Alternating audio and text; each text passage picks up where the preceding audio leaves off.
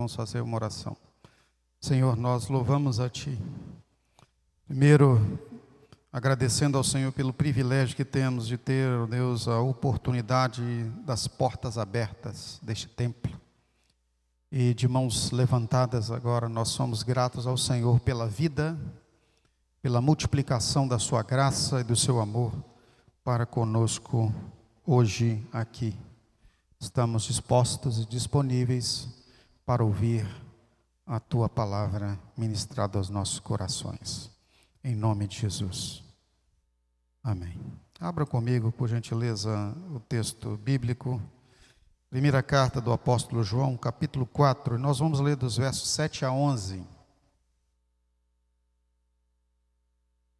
1 João, capítulo 4, dos versos 7 a 11.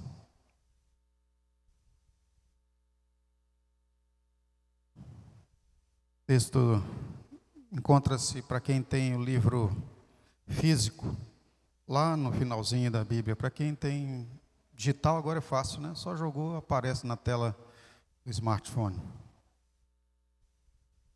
Diz assim as Sagradas Escrituras, e eu estarei lendo aqui para vocês na edição corrigida e revisada, fiel ao texto original, tradução de João Ferreira de Almeida, e pode ser que alguém esteja com alguma tradução diferente. Diz assim: amados, amemo-nos uns aos outros, porque o amor é de Deus. E qualquer que ama é nascido de Deus e conhece a Deus. Aquele que não ama não conhece a Deus, porque Deus é amor. Nisso se manifestou o amor de Deus para conosco. E Deus enviou seu Filho unigênito ao mundo para que por ele vivamos. Nisto está o amor, não em que nós tenhamos amado a Deus, mas em que Ele nos amou a nós e enviou seu Filho para propiciação pelos nossos pecados. Amados, se Deus assim nos amou, também nós devemos amar uns aos outros. Amém. Podem tomar assento, por gentileza.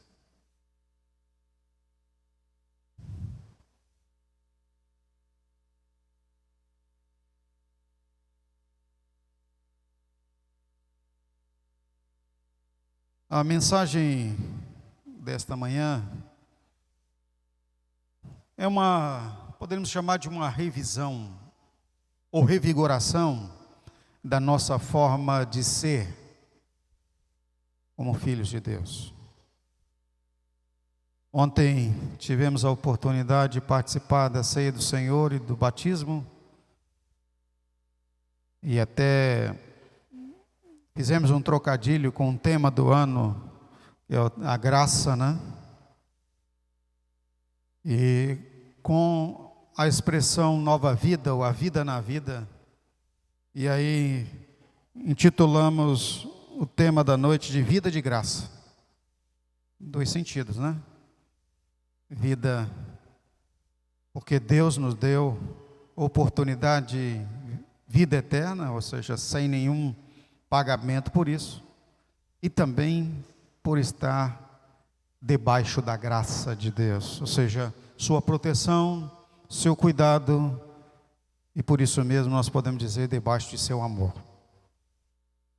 Gostaria que você acompanhasse comigo de novo aí, 2 Timóteo capítulo 2, verso 1, e nós vamos todos citar juntos o tema do ano, até que venhamos a decorá-lo.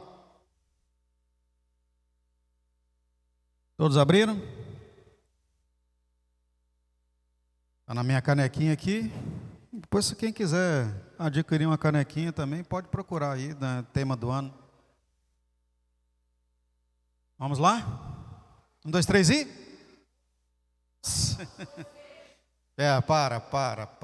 Para, misericórdia. Eu vou dar uma ajuda, depois vocês, pelo amor de Deus, né? Como diz o apóstolo Paulo, pelas compaixões de Deus, apresenteis a vossa narrativa de forma correta, ok? 1, 2, 3 e... Portanto,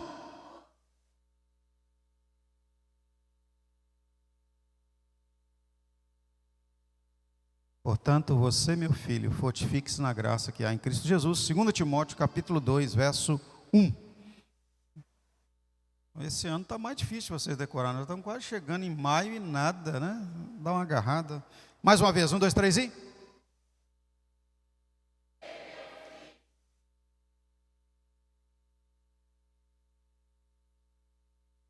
A maior graça de Deus para conosco vem de si mesmo.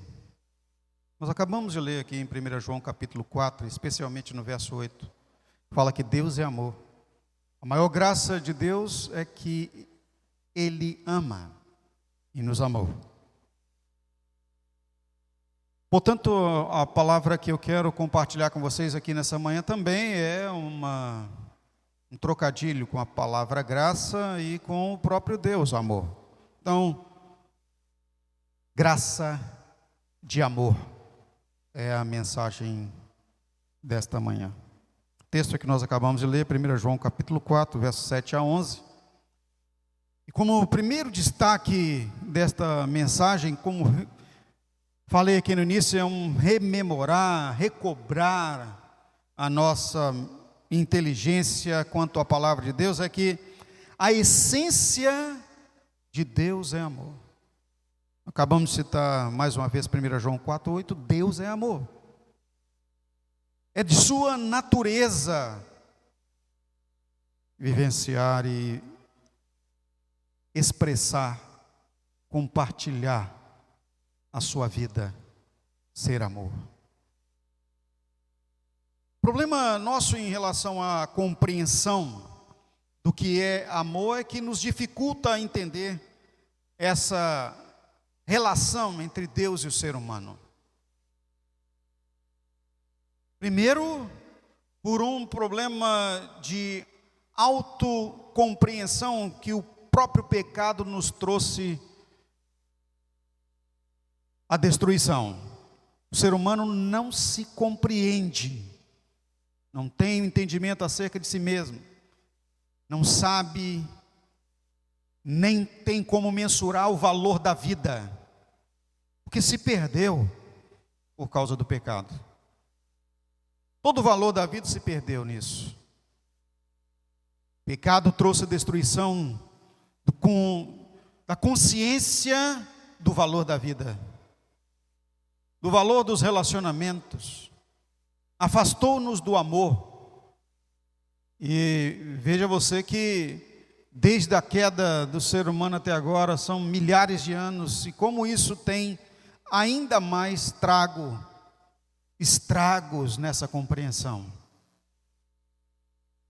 A grande bênção de Deus é que Cristo se manifestou no meio da história da humanidade, e nós sabemos isso pela história, pelos estudos históricos que o Ocidente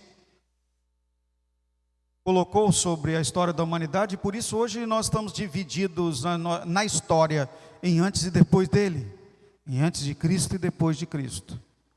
O que recobrou um pouco da compreensão do valor da vida, e aí se criou o iluminismo, o humanismo, tudo quanto veio a trazer de volta os valores humanos. E se hoje podemos dizer que há uma exigência quanto aos direitos da pessoa humana, isso não é outra coisa a não ser por causa de Jesus.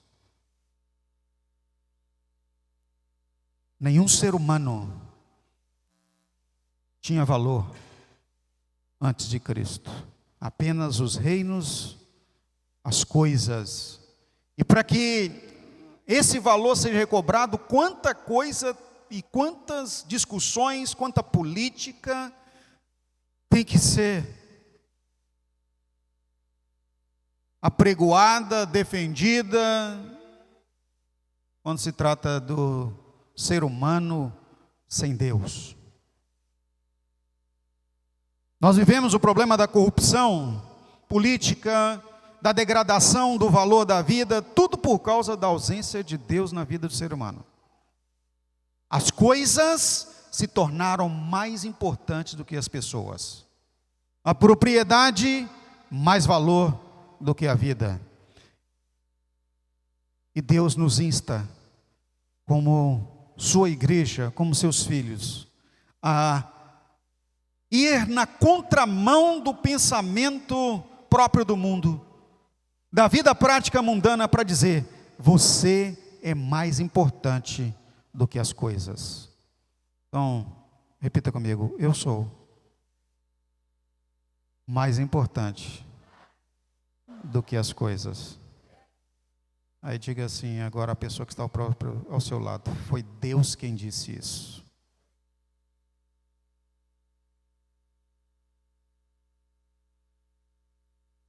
Esta semana mesmo eu estava falando com alguém, um cliente, no meu escritório de advocacia, está passando um problema sério, discussão de bens na família.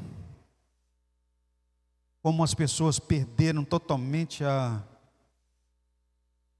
noção do que é ser família, da importância das pessoas, a ponto de irmãos se ameaçarem de morte por causa de bens, por causa de carro, casa, apartamentos, dinheiro. Brigarem um com o outro por causa de pequenas coisas que não têm valor nenhum. Isso é ausência da compreensão de Deus. E olha que são pessoas que se dizem religiosas. Quando eu falo isso aqui, que eles não dizem respeito somente a esses clientes que estavam comigo durante a semana, mas se não vigilarmos, até nós mesmos entramos nisso. É uma discussão enorme entre patrões e funcionários que surrupiam a vida de seus funcionários com salários indignos, pagamentos incapazes de suprir a sua jornada de trabalho, ou então sonegação dos seus compromissos com o governo desviando os valores, pessoas inescrupulosas tomando posse, tudo isso às vezes com uma justificativa até para a visão do sem amor como plausível. Não, tiram de mim, eu também tiro, essa é a regra do mundo, senão não tem como sobreviver. Só que Deus não nos chamou para sobreviver. Deus nos chamou para multiplicarmos a vida dele na vida das outras pessoas. O Filho de Deus não sobrevive, ele vive Deus. Nesse dilema difícil que nós estamos enfrentando, portanto, como ser representantes de Deus na terra, viver a essência do que é amor, agora, com essa dificuldade do valor da pessoa humana. Nós precisamos entender que amor em Deus não é o amor que exige correspondência. Deus não exige correspondência de ninguém. O amor em Deus, a sua essência é doação. Repita comigo: amor em Deus é doação. Doação é a ação de dar. A doação voluntariosa, que é a doação divina, é dar, porque sabe que aquele que recebe não tem condição nenhuma de retribuição. Deus sabe que nós somos incapazes de retribuir a Ele. Nenhum de nós é capaz de pagar, capaz de dar a Deus retribuição pelo que Ele nos dá. Se eu fosse perguntar aqui a mais simplória das coisas que nós estamos recebendo, sem você, às vezes, nem se dar conta dela. O ar que você respira. Quem está respirando aí? Só de levantar as mãos você já está respirando. Você nem se deu conta disso pela manhã, você levantou naturalmente. Mas quem hoje precisa de um cilindro de oxigênio, está no respirador, sabe o valor do que é o simples ato de sua narina está puxando o ar, e você recebe da dádiva de Deus, de graça. Falando sobre isso, um dia desses aí, um grande cineasta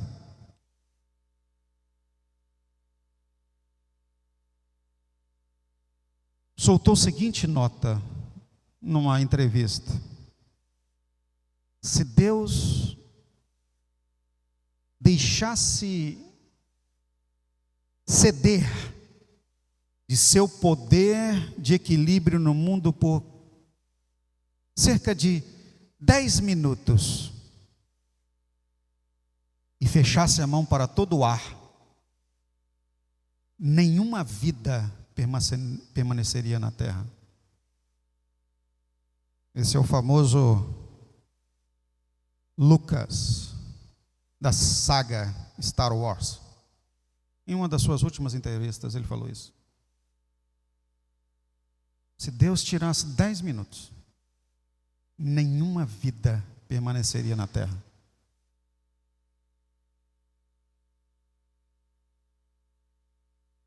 E o Senhor tem nos dado isso de graça.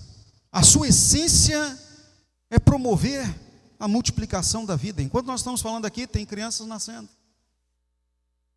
tem animais se multiplicando, tem vida selvagem crescendo, flora fazendo o seu papel da fotossíntese, e a vida em Deus continua perpetuando. Então a essência de Deus é esse amor de doação. E aqui, mais uma vez, trago novamente a reflexão para nós nessa manhã: a nossa dificuldade em dar. Nós temos dificuldade de dar atenção, nós temos dificuldade de expressar um sorriso, nós temos dificuldade de dar um abraço, nós temos dificuldade de demonstrar calor humano. E às vezes, queridas, as pessoas nem estão precisando muito de sua doação voluntária para um alimento, para dinheiro, nem para qualquer outra coisa, só precisam da sua atenção. Mas sabe qual é a nossa exigência? Não me cumprimentou, eu também não cumprimento. Não me viu, fez de conta que não me viu, eu também faço de conta que não vejo. A nossa luta terrível contra o eu, o egoísmo. A essência de Deus, portanto, é dar atenção, e Ele está atento a você e às suas necessidades todo o tempo. Mas isso deve valer a partir do momento em que nós temos exercício de fé. Deus não nos abandonou à própria sorte, Ele está ativo e presente em nossa vida. E o próprio Jesus declarou, e nós cremos pela fé nele: onde estão 2 ou 3 reunidos em meu nome, estou ali eu no meio deles. Jesus, o Senhor, está presente aqui nessa manhã. C.S. Lewis, o grande autor, escritor, vocês vão lembrar aqui de quem é esse autor, que escreveu as Crônicas de Nárnia. C.S. Lewis foi um pastor americano, amante da vida de Deus, no que diz respeito à sua manifestação espiritual por meio de seu Santo Espírito. Ele falou o seguinte: Ele nos amou, não porque somos amáveis, mas porque Ele é o amor. É o que eu acabei de dizer, nós temos um problema enorme, nós queremos atenção em vez de dar atenção, nós somos essencialmente egoístas em nossa natureza, e isso denota a ausência de Deus, porque Deus é amor. Quando temos o Espírito Santo em nossa vida, as coisas são diferentes. Ele é que é o produtor do fruto.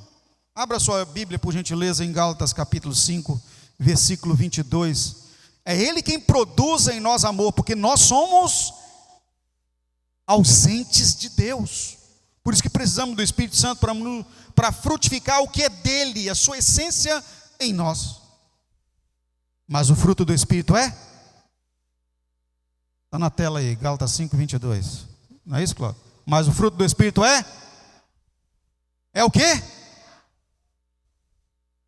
Quem é que frutifica? Mas o meu fruto, eu frutifico o amor. Só quando você fala assim, o amor já não está mais. Perceba. Quando eu digo assim, já não está mais o amor. Coisa tremenda. Porque é egoísmo. Nós não conseguimos frutificar amor. Quem frutifica é o Espírito Santo. Ele precisa estar em nós. 1 João capítulo 4, versos 9 e 10. Como segundo destaque desta mensagem Graça de Amor. Diz assim, ó. Nisto se manifestou o amor de Deus para conosco. Que Deus enviou seu Filho unigênito ao mundo para que por ele vivamos. Isso quer dizer que ele nos amou primeiro. Tem uma outra tradução que diz isso. Ele nos amou primeiro. Antes de qualquer ação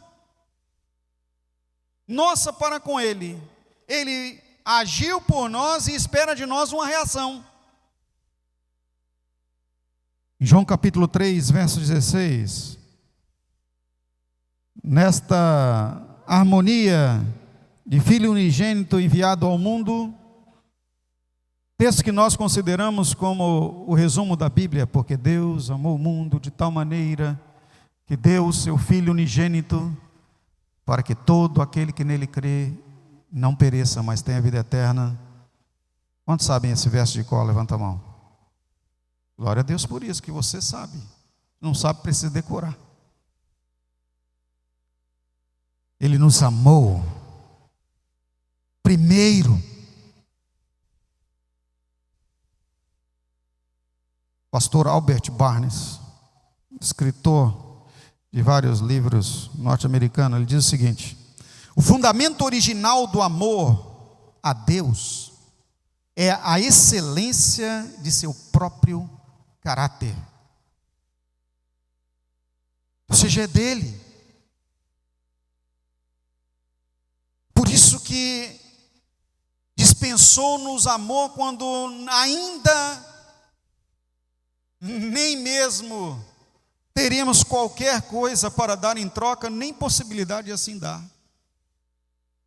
Nos ama.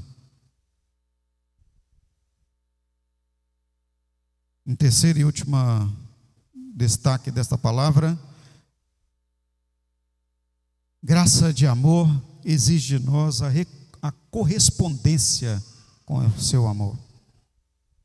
E aí vamos voltar para Gálatas capítulo 5, verso 22. Mas o fruto do Espírito é? Diga a pessoa que está ao seu lado assim: ele frutifica amor em você.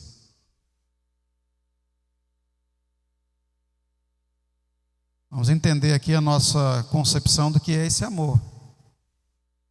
Mais uma vez recobrando, a palavra grega para este amor aí é ágape. Não é eros nem phileo. Eros, a paixão avassaladora que toma os seres humanos uns pelos outros, e agora, né? Infelizmente, contrário às escrituras, entre homens com homens e até mulheres com mulheres também, desde a queda do pecado, isso não corresponde ao amor de Deus. Esse é o amor animal que leva o ser humano ou as criaturas a reproduzirem.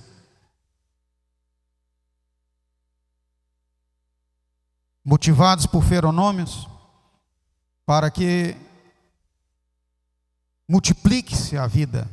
Não tem nada a ver com esse amor de Deus.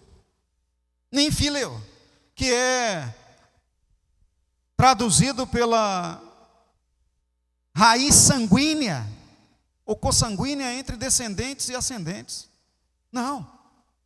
Embora Deus se arvorou em colocar-se em lugar de pai para conosco, embora realmente nós não sejamos filhos, mas Ele nos adotou. Mesmo longínquo, podemos ainda entender um pouquinho deste amor familiar na relação com Deus, mas o caso aqui é aquele que nós falamos no início, é o ágape, incondicional, amor sem condições, sem exigências. Por isso que os romanos, ao inquirirem Paulo, o apóstolo, acerca da vida em Deus, ele descreve dos versos 8, do capítulo 8 até o capítulo 12, essa vida relacional de Deus em amor para conosco. E eu insto a você a, durante a semana, em seu tempo a sós com Deus, pegar a carta do apóstolo Paulo aos Romanos e ler os capítulos 8, 9, 10 e 11, para entender essa doação de Deus para conosco. É a graça da expiação que culminou com a redenção. Hoje nós somos salvos por meio da graça, não por cumprimento da lei, mas porque Cristo pagou o preço da sua justiça ou da justiça de Deus na cruz. Agora, todos são salvos. No verso 1, aquele que recebe ou que toma posse dessa bênção, Romanos capítulo 8, 1, Paulo fala: nenhuma condenação há mais para aqueles que estão em Cristo Jesus. Algumas condicionantes vêm por aí, você precisa ler os capítulos 8, 9, 10, 11 e 12 para entender um pouco mais das condições. Mas basta apenas pela fé reconhecermos que Ele é Senhor e seu sacrifício na cruz. No ápice da discussão, ou seja, do debate que Paulo cria entre ele e as inquirições da igreja de Roma, ele faz a seguinte pergunta: por causa disso, nós vamos continuar na prática pecaminosa, vamos continuar nos pecados? E ele mesmo responde para eles, por meio desta carta: de modo nenhum. E no capítulo 12, verso 1, expressa o que eu, Robson, entendo como um dos versículos pastorais mais importantes que devemos levar em conta na Bíblia, quando ele fala: rogo-vos pela compaixão de Deus, que vocês apresentem os vossos corpos como um sacrifício vivo, santo e agradável a Deus, que é o vosso culto racional. E não vos conformeis com este mundo, mas transformai-vos pela renovação do vosso entendimento, para que experimenteis qual seja a boa, perfeita e agradável vontade de Deus. Pelo amor de Deus, é o que ele está dizendo: se apresentem numa vida sacrificial. O que é essa vida sacrificial, queridos? É uma luta, é um embate interior, é uma militância que debate-se entre nosso espírito e o nosso desejo. E o próprio Paulo chama esse desejo inconsequente, a concupiscência de carne, palavra grega sarx. Desejos, a luta constante contra os desejos. O nosso sacrifício é esse embate interior para dizer não para os nossos desejos e sim para a governança divina, para a sua palavra. É o que Jesus também nos exigiu. Se alguém quer ser meu seguidor, ou seja, quer ser meu discípulo, negue-se a si mesmo. A cada dia tome a sua cruz e siga-me. Ele só repete com palavras mais fáceis para que os romanos pudessem entender, e nós também. Se esforcem. Diga não para o que você deseja e sim para a governança de Deus. E a governança de Deus exige de nós, queridos, que nós amemos uns aos outros. Amar uns aos outros na prática da igreja é se envolver na causa. da salvação de outras pessoas, do socorro, do serviço, da contribuição, de dar valor a esse projeto, ou seja, comprometimento. Temos recebido tanto de Deus e dado tão pouco para a sua causa. Em alguns casos até sonegaram o que é exigência para aqueles que têm comprometimento com o Senhor, que é o simples fato de dizimar. Quanto mais de entregar ofertas alçadas, ofertas de desafio, ofertas de gratidão pelos grandes feitos de Deus. Deus nos livra, nós não agradecemos em favor da causa, ofertando nem tempo, que é o melhor de tudo, que tempo é vida, e muito menos valores econômicos. Correspondência, portanto, ao amor de Deus, como já compartilhei aqui com vocês, só acontece quando abrimos a nossa vida em rendição ao Espírito Santo. Aí então ele vem e produz amor em nós. Olha que verso 11 da primeira carta do apóstolo João, no capítulo 4, nós acabamos de ler aqui no início desta mensagem.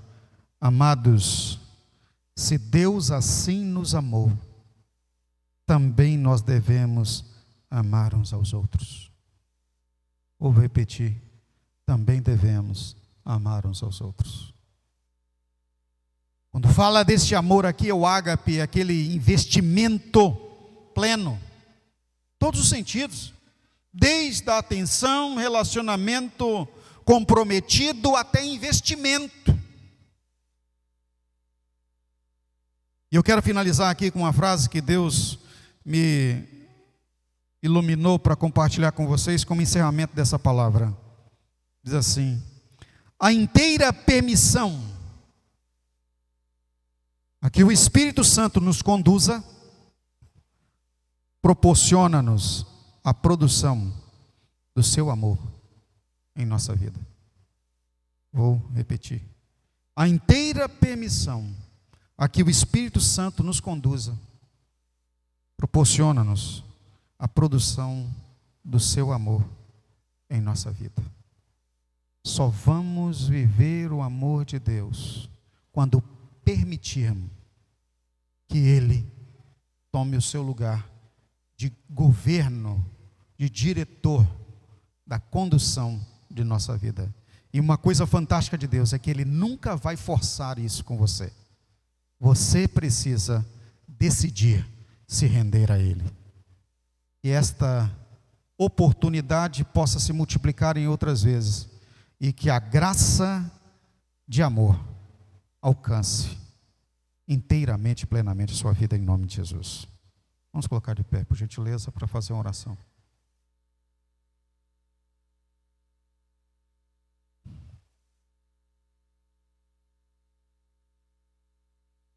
Senhor Deus, obrigado pela dispensação da graça em nos amar.